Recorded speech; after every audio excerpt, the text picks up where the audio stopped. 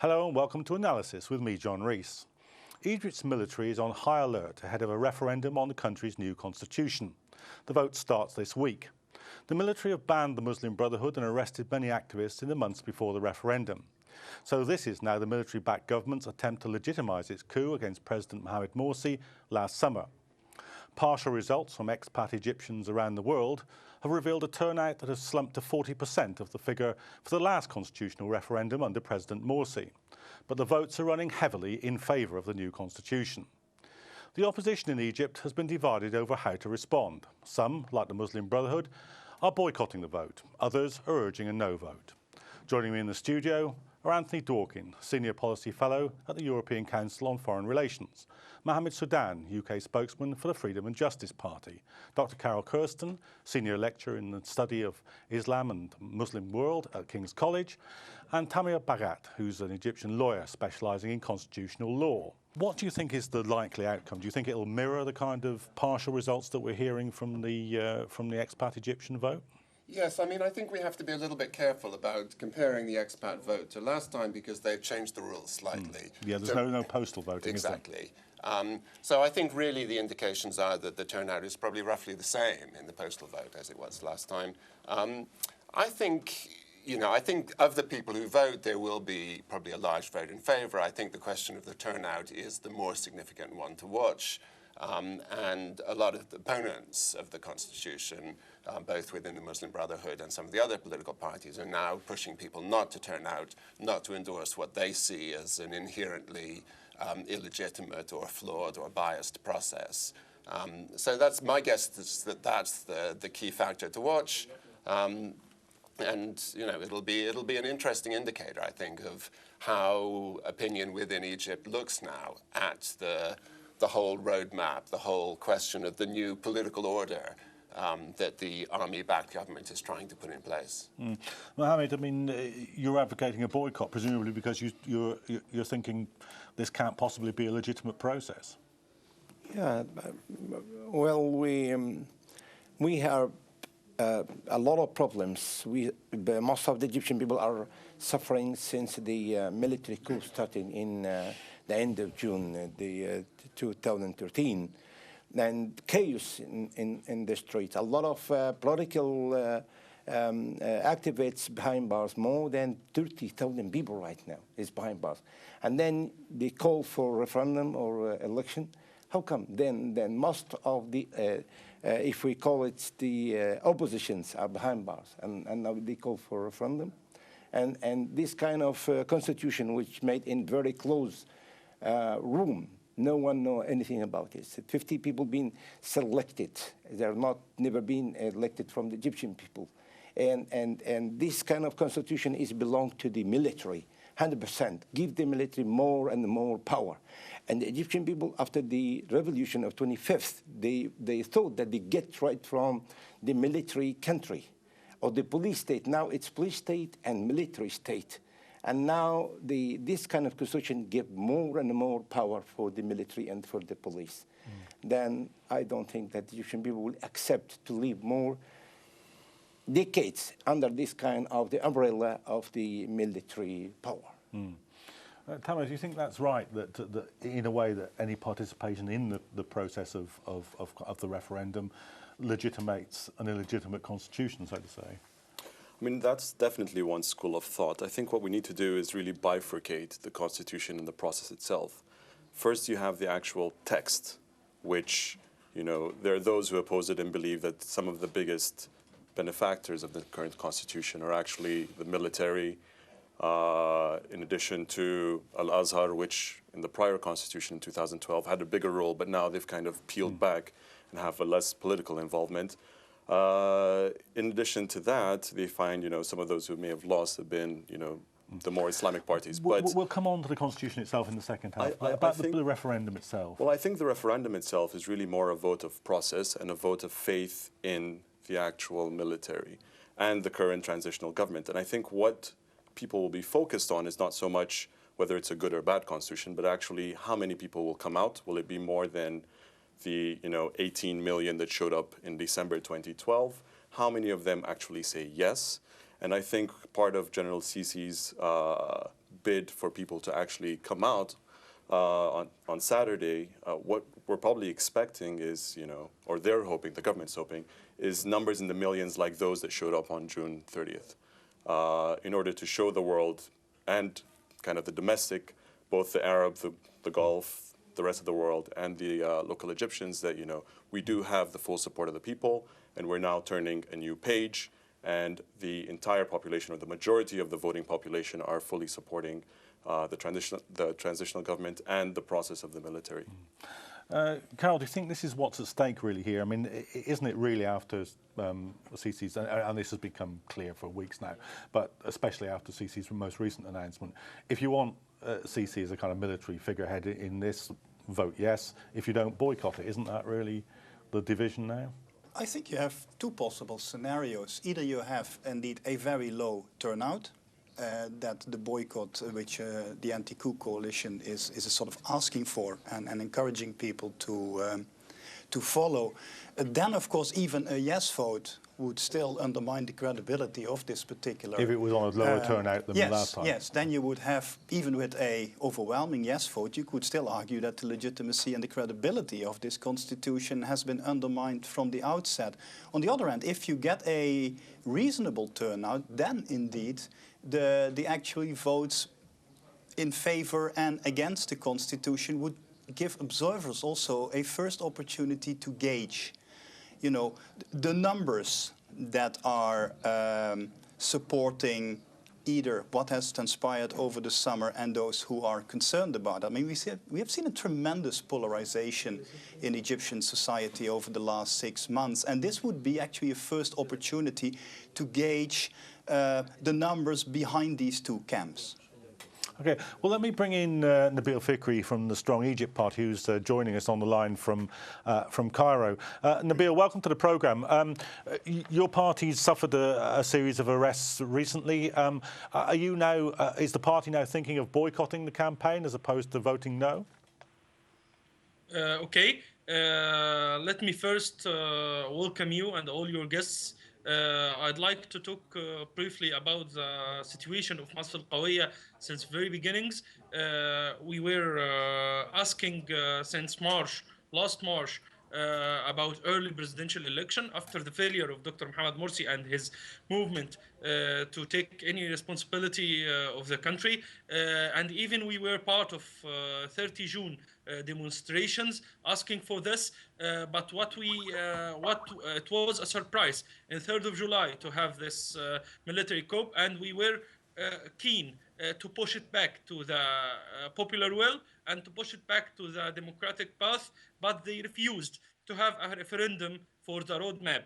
All of this didn't prevent us from giving our comments about the hired committee of Constitutional Assembly, the 50 committee, as we had concerns about the 100 committee before, and even evaluating the product of the committee about the articles of the constitutions, as we have done in 2012, as we refused. Yeah, Nabil, what I was asking you, though, is has the recent arrests of your colleagues pushed you to the point now whether you're thinking of boycotting the vote? Sorry, the voice was breaking, but I'm about to finish this brief. As we refused the 2012 Constitution, we refused also 2013 Constitution, and on 8th of December, since 40 days, we announced the start of our campaign of why no for this constitutional updates. Since we started our campaign, the national media and all what's related to national media was closed in our face, and even we had requests to dedicate a time to explain why. Yeah. Okay, so there is actually a question here, Nabil, and the question is this: are you now considering joining the boycott campaign, or are you still in the no camp? We stopped the campaign yesterday, and today we announced our political withdrawal from the referendum process. We refuse the constitution, but we will be in withdrawal case with the referendum process, as we believe this is one choice only referendum. It's only yes. There is no place for no. Okay, thanks. We have 11 people Thanks very arrested. much for that, Nabil. So, Anthony, do you think this is the way the current is running now? Do you think we're moving towards a low turnout here? Well, I think it's too early to say, really, whether the turnout will be low. I mean, I think certainly the authorities in Egypt are doing everything they can to get the turnout out. I think a lot of the steps that we've seen in Egypt in the last few weeks have all been geared at one thing, which is this moment, the constitutional moment, because this transitional government and the army that stands behind them, they really see this as a key moment. You know, this is the moment for the Egyptian people to show that they're happy with the new order. And so they're taking a lot of steps, including what we've seen with the Strong Egypt Party, their activists being arrested and charged merely for putting up posters. We've seen a massive campaign in the media to vote yes. And then we've seen General Sisi's action at the weekend, which I saw as an attempt to tie his personal popularity to the yes vote. I mean, essentially he's saying, if you endorse this strongly enough, you might get me as president. And he is, as far as everyone, you know, as far as one can tell, overwhelmingly popular at the moment. So there's a big campaign, and yet there's a substantial section of Egyptian society, we don't know how big, that rejects the current order, that sees it as illegitimate, as based on a coup. So I think, you know, there'll be some who stay away, there'll be some who go, and I think it's really the people in the middle that we're looking to see. You know, are they sufficiently happy with the army that they're willing to turn out, or do they have concerns about the return of a rather heavy-handed state approach? You know, the dangers of the Interior Ministry running amok as they did in the years before the 2011 uprising. Are they tired of voting? Or would they welcome for a short time a strong hand? You know, these are the key questions, and I think we'll really have to see how it goes.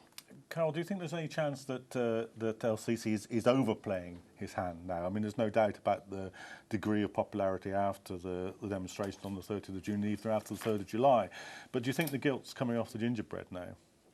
I think he almost has to overplay his cards, because if he wants to give, you know, a degree of legitimacy on what has happened, then he has to push ahead now.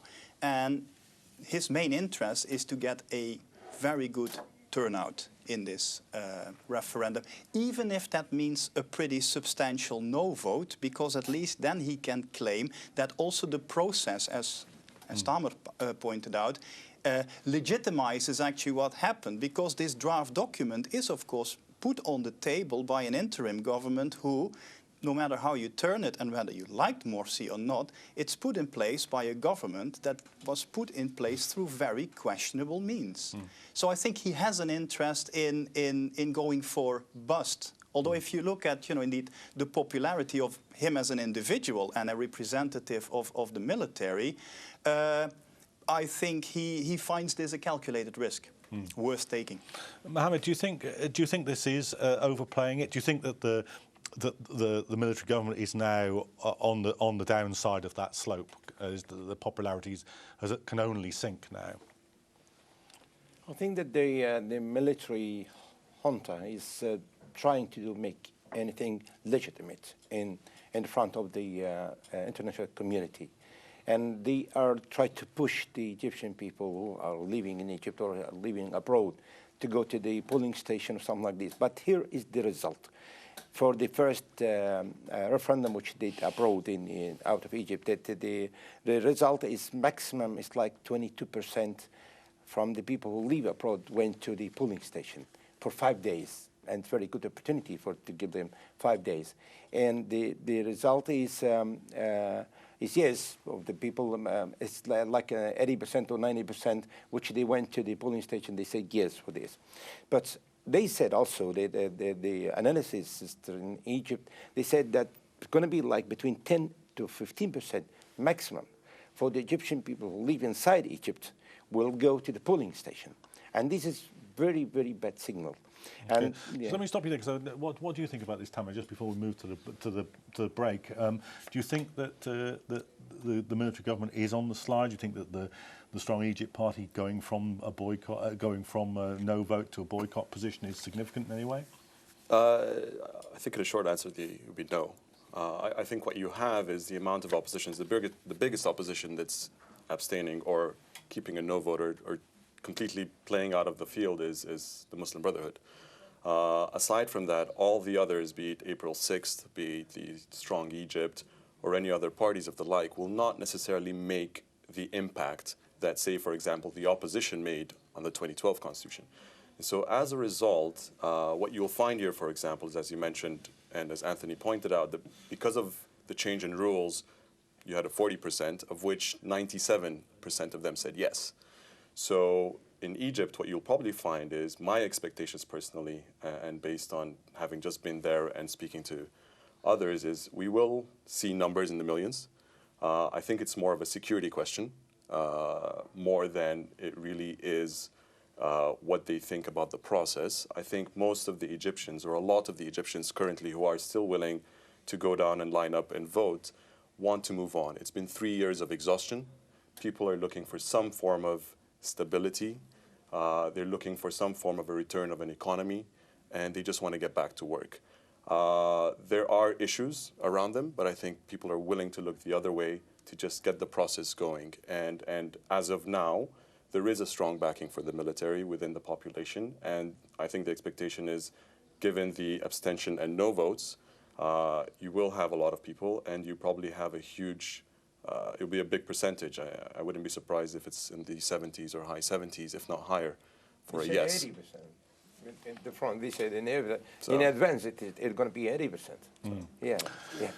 Okay, well, we'll just have to pause the conversation there while we take a break, but do join us after the break, because we'll be coming back and talking in more detail about what this new constitution might be like for Egyptians who have to live under it. Join us after the break.